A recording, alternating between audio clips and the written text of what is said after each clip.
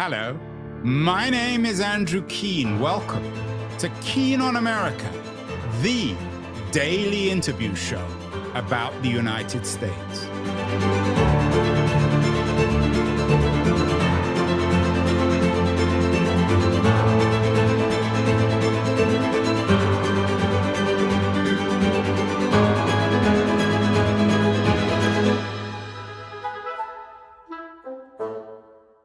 Hello, everybody. My old friend Kara Swisher has a new show on CNN entitled Kara Swisher Wants to Live Forever.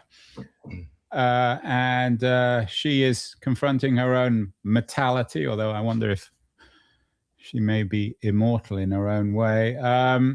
She is taking on what she calls the promises and pitfalls of the supposedly booming longevity industry. And my guest today is also addressing the longevity industry with a new book entitled Longevity Nation: The People, Ideas, and Trends Changing the Second Half of Our Lives. Michael Clinton is also the author of a best-selling book, Roar Into the Second Half of Your Life, that came out a few years ago. And he's joining us from his home in Watermill at the east end of Long Island. Michael, congratulations on the book. How old are you? Thank you. I am a proud 72-year-old. Is that old, Michael? Well, let me just put it to you this way. At 70, I did the 9-day hike to the Everest Base Camp and ran the Tenzing Everest Marathon down. So I like to say this is what 70 looks like today, and 72 and 75 and 80 and all. We're redefining what it looks like. I'm on that posse. I'm not sure if you've seen the Swisher series. She doesn't seem to be quite as celebratory about Longevity Nation as you are. Are you generally positive? Is it good that 70-year-old, 72-year-old men like yourself are climbing Mount Everest? Couldn't you have done it when you were a bit younger? Well, first of all, I know Kara, so good on her that she's doing all of this. Everybody, Michael, everybody knows Kara. It's true. You know, what I say is that living longer, healthier, and better is really the mission. So it's not about living forever. It's not about living for the sake of living longer. It's not about for all kinds of crazy things that we might do to attempt to live longer. It's really about finding ways to live a healthier life. And you may get to 70 or 80 or 90 or 100, but it should be the individual pursuit. So I think it's good that we have role models of what people look like at 70 and 80 or 90 that I certainly never had when I was a young person. 72 is pretty friggin' old when I was 40 looking at 72-year-olds. So I think it's individual choice, but I think there's a lot out there now that's helping us manifest it. So I take your point on 72 seeming to be rather old when you were 42. What's changed? Is it our attitude? Is it our health? I'm not sure we're dying any older, are we? It seems as if a certain class or segment of the population like yourself are getting older and celebrating it. Is there a biological or a metaphysical or a cultural shift? What's happening over the last 50 years? Yeah, let me give you a perspective. 100 years ago in America, there were 7 million people who were 65 or older. Life expectancy was 62, right? Today, there are 62 million people who are 65 or older, and that's going to grow to 80 million.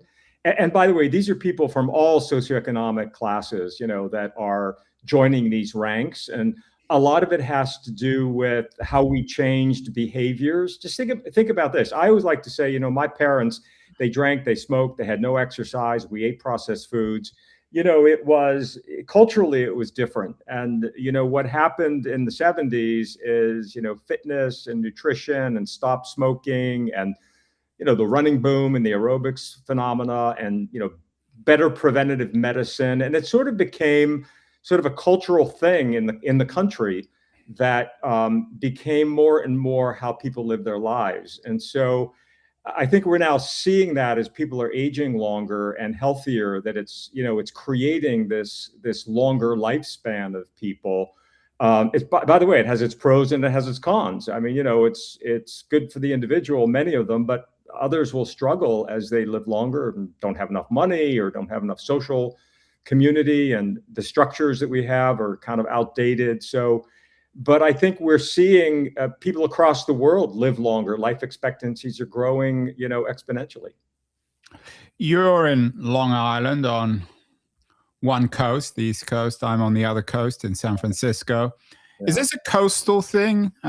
Old people, wealthy people, privileged people like you and I are living longer and longer and celebrating it, whereas the rest of the country, the hinterland, are dying earlier and earlier of drugs, of obesity, of boredom?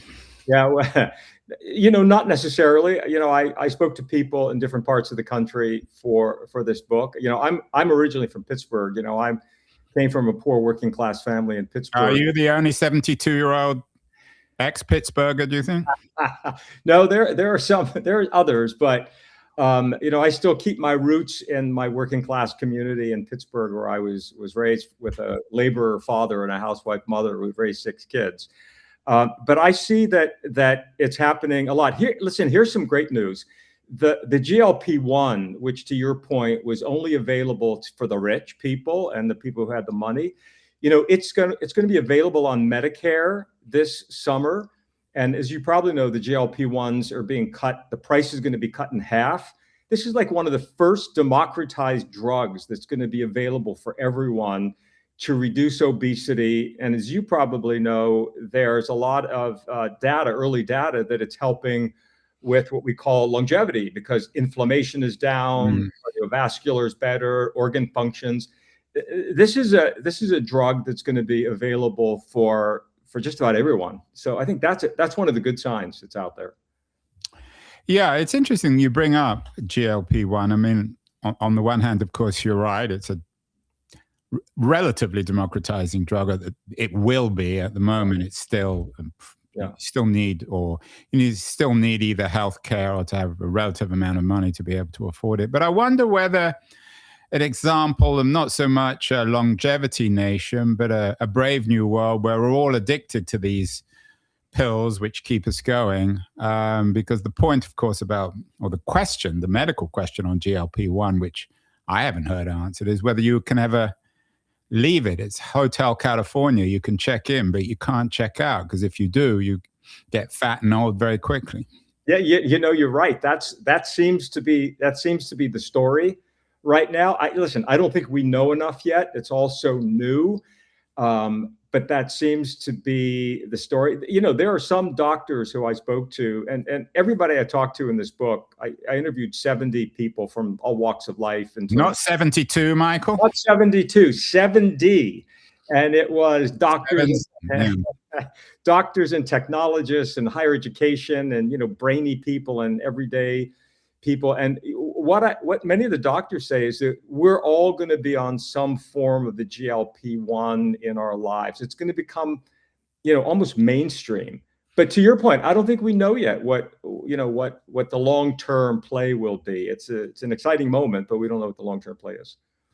Well, it's exciting and also slightly troubling, isn't it? I mean, if we don't know the long-term play and there's no reason to believe that we can get off these drugs, we all become hostages.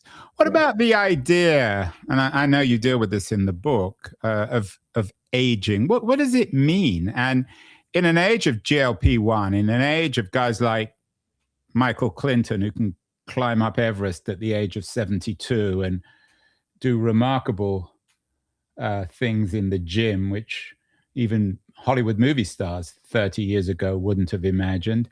What does it mean to be old? What's the difference between being old and young? What about experience? It's such a great question. I mean, I think part of it definitely is mindset. We tend to, as we're getting older and quote unquote living longer, we tend to say, well, I can't do this and I can't do that, and I'm too old, and et cetera, et cetera, et cetera. And it starts this like self-imposed ageism, which the culture has thrown that cloak on us. And so, there's this mindset piece about aging that we have to sort of get rid of in terms of, I'm just back from Japan and Korea. In Asia, it's the complete opposite. There's a reverence for people who are living longer and are older, and the people who are older have a great mentality about it. So we've got to, in the Western world, sort of adapt to this and this new way of thinking. I think the sheer numbers of people that are moving into the second half of life. Here's another great sort of factoid. In 4 years, the first millennials turn 50. Now, think about that. That's, 75 million people who are going to start moving into this pipeline. You're going to have this huge population who are going to be, quote unquote, older. Are they still going to be moaning all the time and blaming us, Michael? Well, what I like to say is those sweet young millennials are turning 50. Oh my God. We get our revenge on them. It's interesting you bring up the Asia stuff. I know you've done a lot of research in the book and in other writing on Korea and Japan. I'm actually going to Korea next week.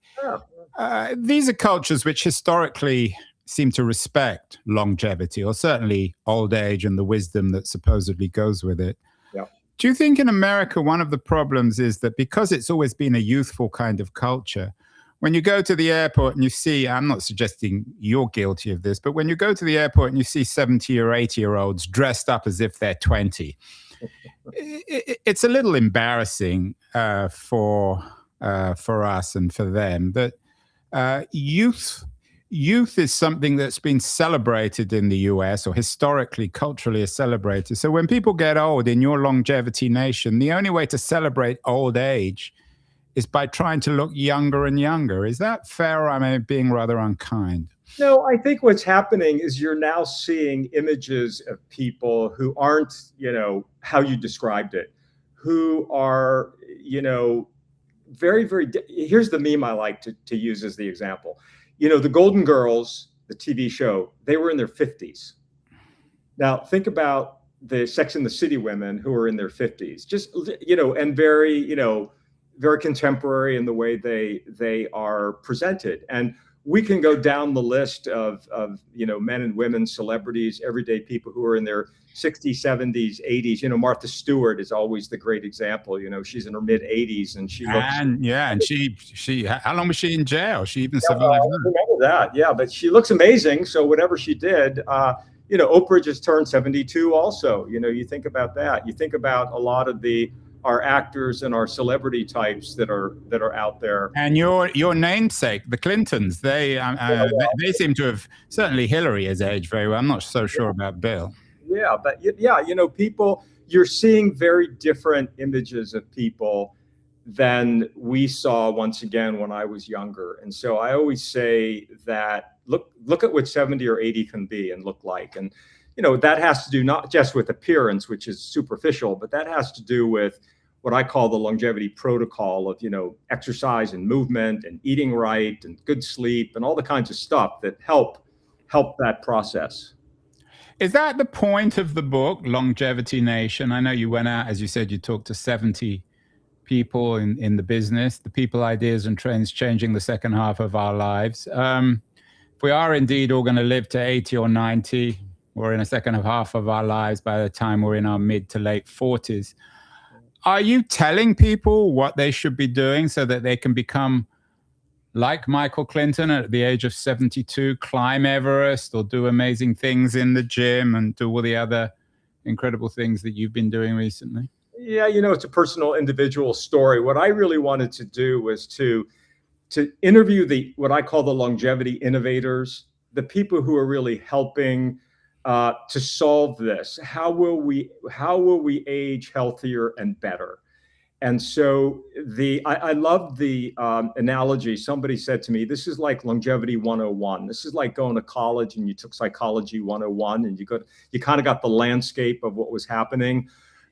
Someone else said to me, this is like the whole Earth catalog of longevity. You got to meet a lot of different people, learn a lot of different things. And so I wanted this to sort of inform people as to what's happening in this whole longevity story, because as you know, and it's beginning to pop everywhere. We're seeing it everywhere in the media and pop culture, and Kara Swisher and others who are reporting on it. And so this was sort of here's the landscape, people. Here's what it looks like right now. It's going to change and evolve. But if you're interested in the whole longevity topic, the book's for you.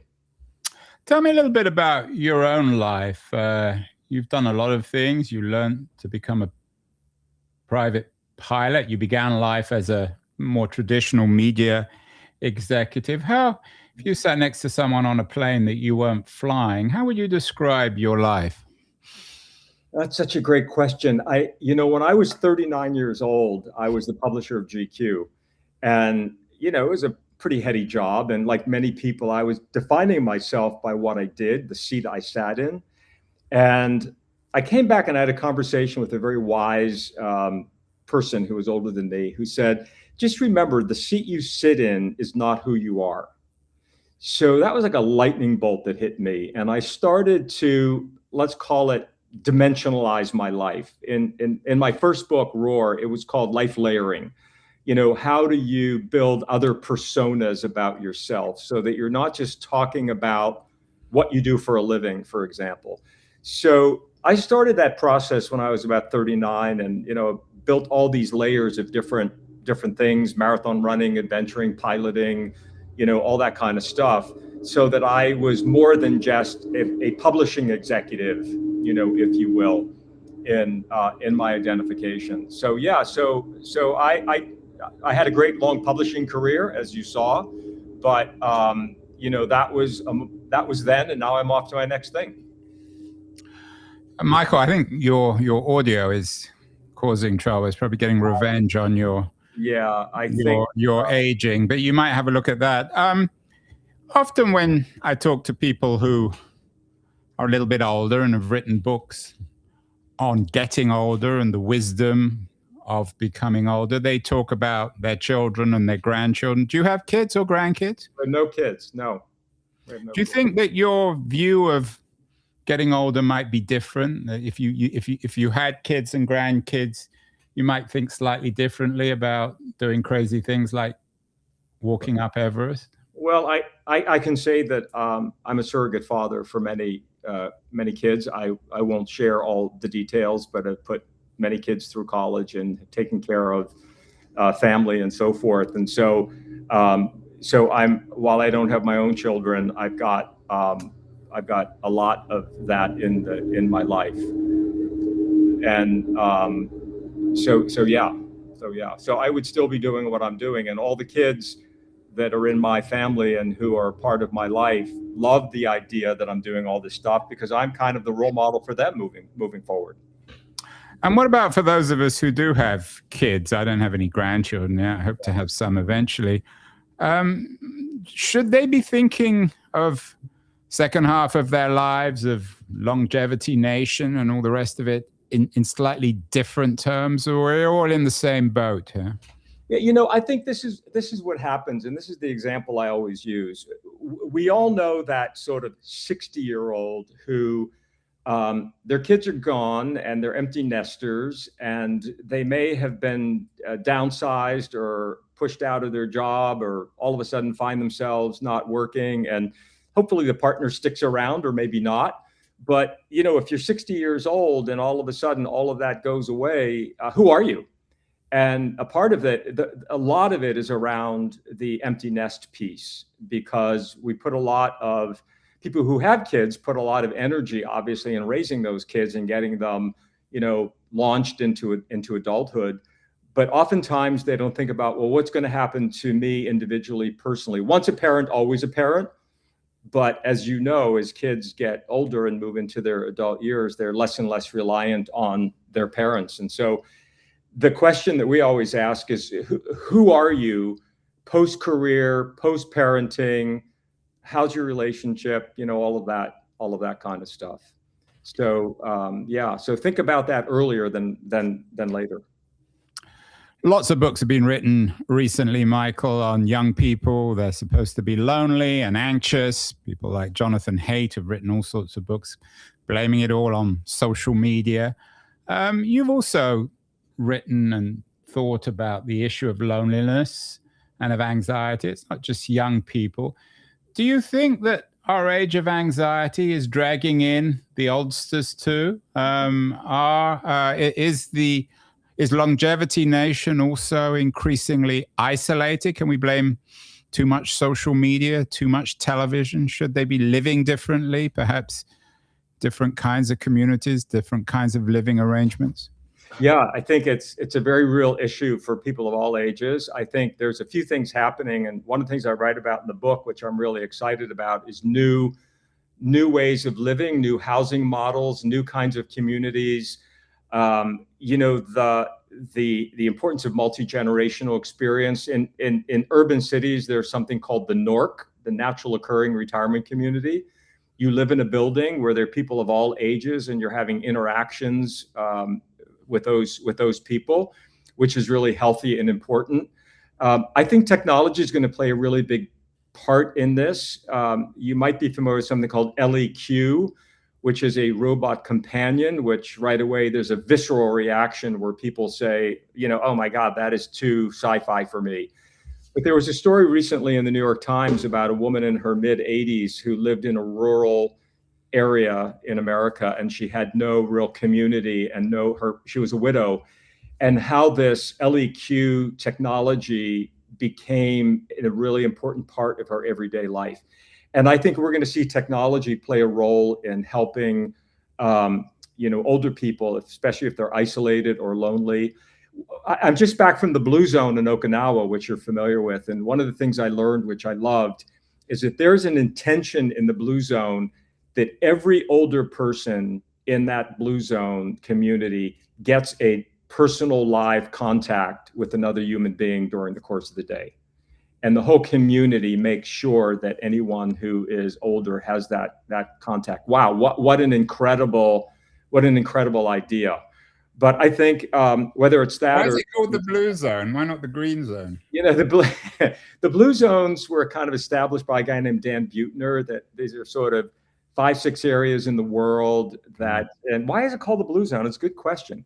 This is in Okinawa in Japan. Yeah, there's one in Okinawa, there's one in Sardinia, one in Costa Rica. These are areas where there's a larger concentration of people that are centenarians or older than in most other communities. So he went out and studied them and their lifestyles and why is that.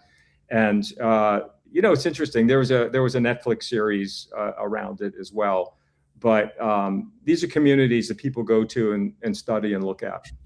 Maybe they've been, especially in Okinawa, I'm sure they're eating a lot of sushi. When it comes to companionship with robots, which you touched on in the Blue Zone in Okinawa, another old friend of mine on the show, Sherry Turkle, I think I saw her. I wasn't actually watching the Kara Swisher show on CNN, but I think I saw Sherry Turkle on Swisher. They were talking together on the show.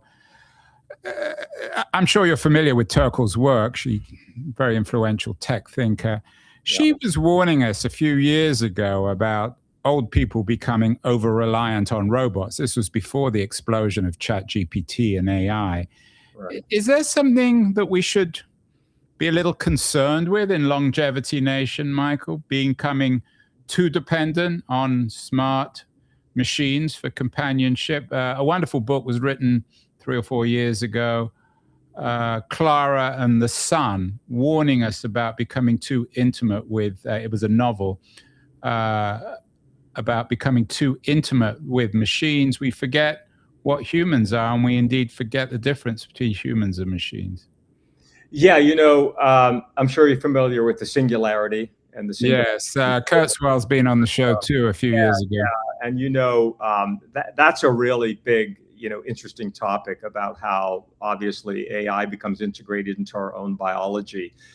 I don't think anyone has that answer yet. I think there's a lot of speculation. I don't think we really know yet what it's going to look like. I think one thing is, I was at the CES show this past January. I moderated a panel on longevity technology.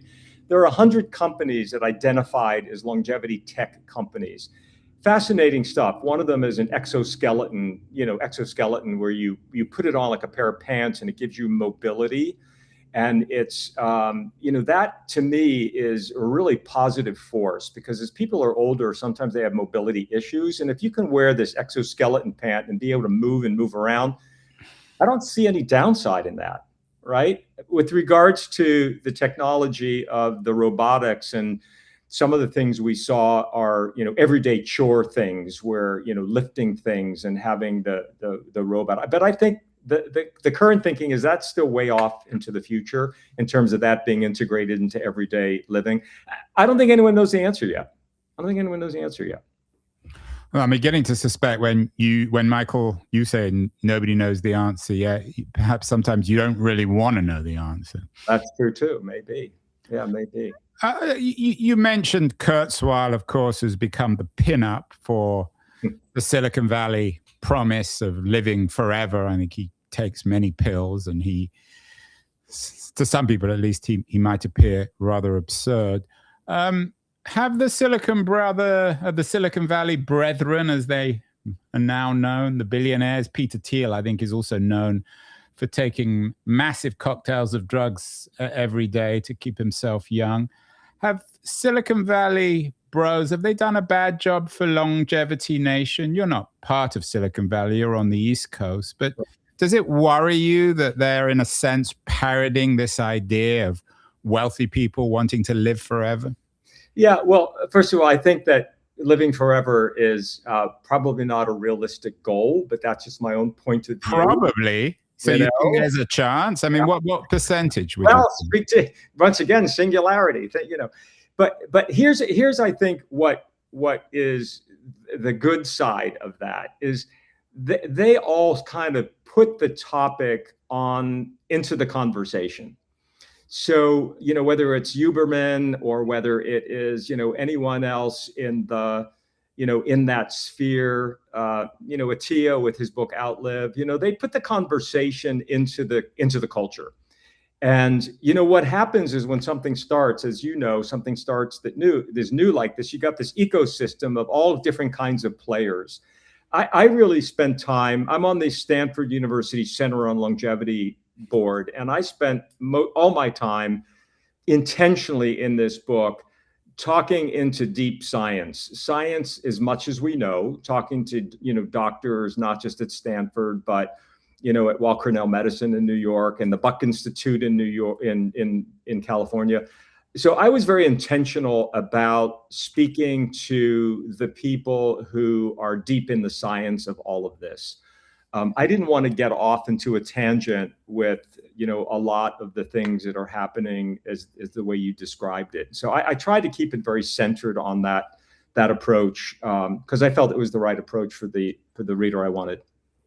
What about the economics of all this? There was a recent Wall Street Journal piece about older Americans stockpiling a record $35 trillion, much of it in real estate, much of it in retirement funds. Yeah. Many stories every day, it seems, about young people these days not being able to get on the real estate ladder. Do you think that as you get older, in terms of Longevity Nation, I mean, I take your point that you don't have kids, although you're a surrogate parent, so I'm sure you're very generous to your surrogate kids.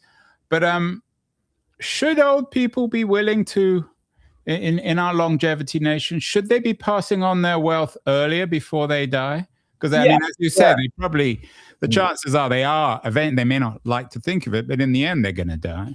In the end, they're going to die. And as you probably know, it's going to be the largest generational transfer of wealth in the history of the world from the boomers and those older than them. It's estimated to be about $120 billion that will be transferred. Trillion, I think it's a trillion, Michael. Trillion. No, trillion. No, I meant to say trillion if I didn't. Nice split. Yeah, exactly. But here's some of the stuff that was missing, and here's a stat I'll give you.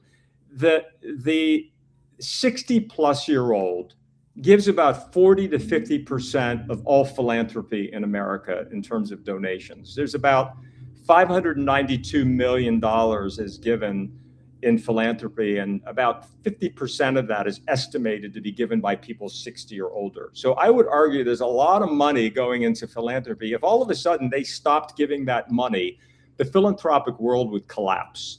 So, yes, what's happened is the boomers and those older than them lived in a moment in time, for better or for worse, where they had affordable education, could afford housing, could afford all of those things. As I mentioned, I came from a very poor family. My education was very affordable for me. I got launched into life.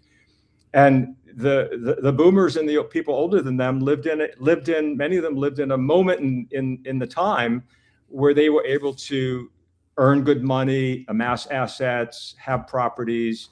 And of course, I would hope that especially the boomer generation, myself being one of those people, not are just philanthropic, but are taking care of people in their community and their families and paying for educations and healthcare. And that's a duty that we all have. I mean, I think that's a personal responsibility. That's my personal point of view. That's how I live my life. And all those assets are going to ultimately be transferred down to the next generation. So my question is, what will Gen X and millennials and those below them do with all that money for those who are going to get it? And there are a lot of haves and have-nots, as you pointed out. So what's going to happen to that? What are they going to do with that money when they get it? That's another question. Yeah, I hope they're going to stop whining, aren't they? Your book deals with how we become healthier in the second half of our lives, and exercise and eating certainly contributes, I think, to confronting the traditional killers, cancer, heart, not fully, but the GLP revolution might contribute to that. Or what about these new sicknesses, Michael? Maybe the worst sickness of Longevity Nation is Alzheimer's. How should or can we confront that? Are you optimistic that your friends in the tech community and the medical community are addressing Alzheimer's? I've got many friends now unfortunately, my parents aren't still around, but I've got many friends with parents in their 80s and 90s, and many of them talk about the onset, at least, of Alzheimer's, of the fact that their parents are losing their memories, sometimes even their minds. What's your take on, I guess it's a disease, maybe you'll have another description of it, the disease of Alzheimer and similar conditions in Longevity Nation? Yeah, it's certainly one of the diseases of aging. And Dr. Mark Lax from Weill Cornell Medicine, who's one of my sources, always talks about the diseases of aging, and that's one of them. And what we're seeing, and you're probably familiar with the Milken Institute. Yes, I just read a piece actually about how they're celebrating the current. I think they just had an event in Los Angeles where they're celebrating the stock market boom. Oh, is that right? Well, there is a division called the Milken Institute of Aging, which does a lot of research and work in this space. And I've become friendly with Diane Tai, who runs that group. And what I learned from her is that you may know that there are 2 FDA-approved drugs to slow down the process of early dementia, Alzheimer's. And she tells me that there are 140 other drugs in the pipeline. One of the great things about mRNA and AI is the fast tracking, perhaps, of some of these drugs. I think what we know so far is there's not a cure, like there's not a cure for many diseases. But if there's a drug that can slow down the process, and that's coming through mRNA and technology, then that's fantastic. And maybe that will lead to some cure down in the future. I mean, you're seeing what's happened with pancreatic cancer right now in terms of some of the new discoveries through drug developments. So unfortunately, there's no cure for sure, but there are some promise on slowing it down.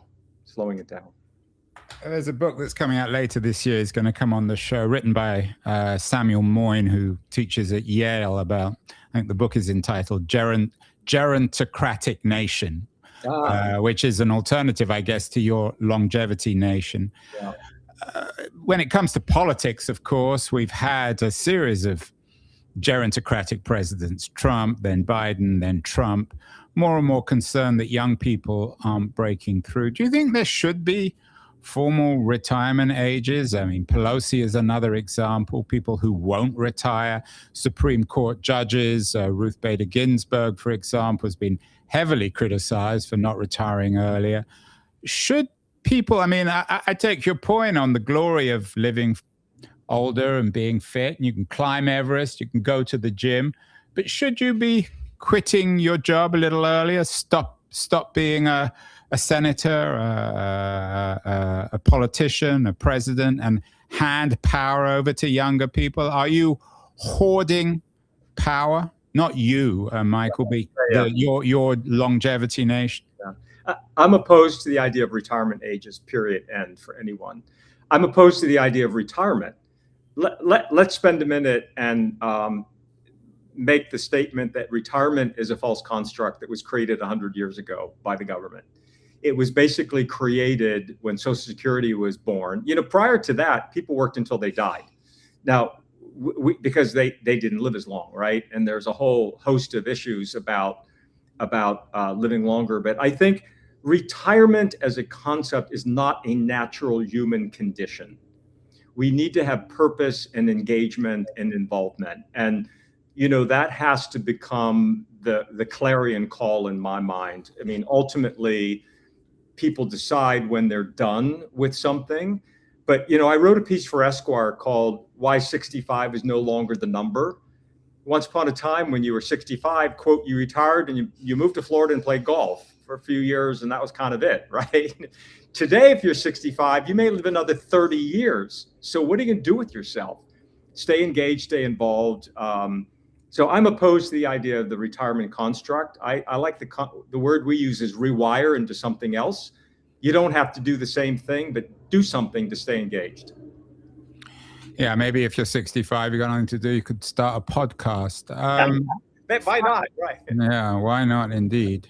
Michael, you're 72. You probably got another 25 years left, maybe even more. Maybe you'll outlive Ray Kurzweil or Peter Thiel. I hope you do.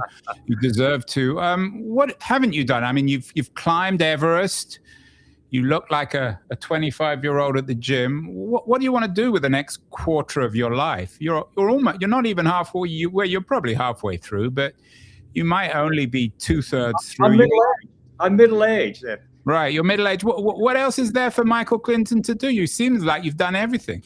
Yeah, well, you know, here's the one thing that I've learned that I'm passionate about. After a 40-year magazine career, president and publishing director of Hearst Magazine's great career.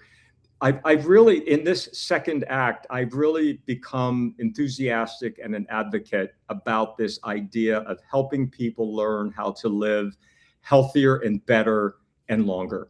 Not to live longer for the sake of living longer, but to really think about how they can have a better, healthier life and what are the kinds of things that can get them there.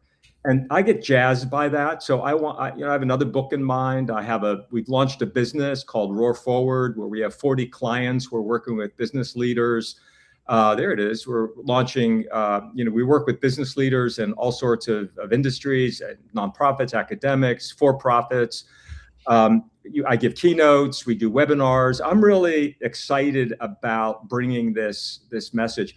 Listen, here's the thing, you know, the populations of the world are getting older and older. Birth rates are down in 150 countries, you know that. The replacement rate's 2.1, US is 1.5, Canada is 1.25. I'm just back from Poland, it's 1.1. So the whole world is aging, and hopefully they're going to age in a healthier way, and government and public-private partnerships and business have a responsibility to play their part in helping this. And, you know, that's how I want to spend, you know, the next foreseeable years, is getting this message out to people. And then when it comes to the end, Michael, there's always that cliche question, what are we going to think about when we know we're dying?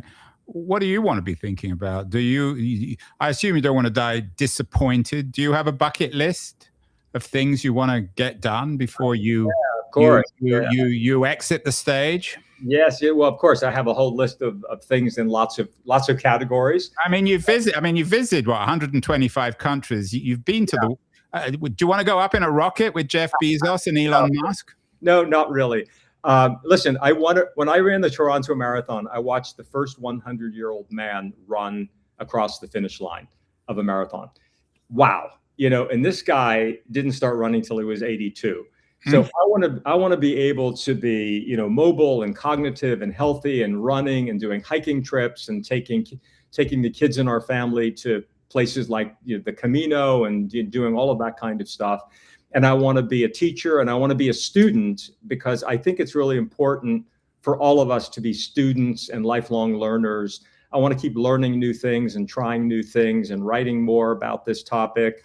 I write for Esquire in Men's Health now. I want to write, more about this topic and speak more about this topic.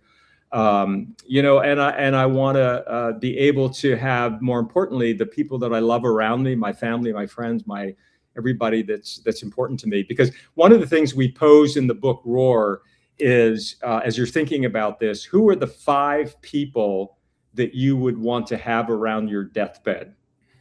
And by the way, just a little piece of trivia, I'm the grandson of a funeral director. So I was around death, my entire youth and young life. So I have a very different view of death from it being the family business. Let's put it that way. But the important thing is having the people that who are the 5 people you want to have around you. And I think as we live longer, making sure that we keep those relationships strong is so important for our mental well-being. Well, there you have it. For those of you who are thinking of dying, make sure you know who you want to have around your bed when you're dying.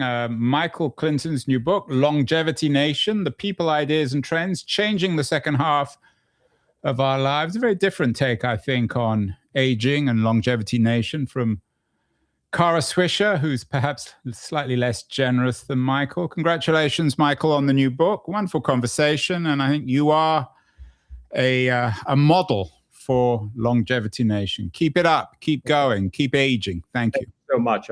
So great to be with you. Thank you. Hi, this is Andrew again. Thank you so much for listening or watching the show. If you enjoyed it, please subscribe. We're on Substack, YouTube, Apple, Spotify, all the platforms. And I'd be very curious as to your comments as well on what you think of the show, how it can be improved, and the kinds of guests that you would enjoy hearing or listening to in future. Thank you again.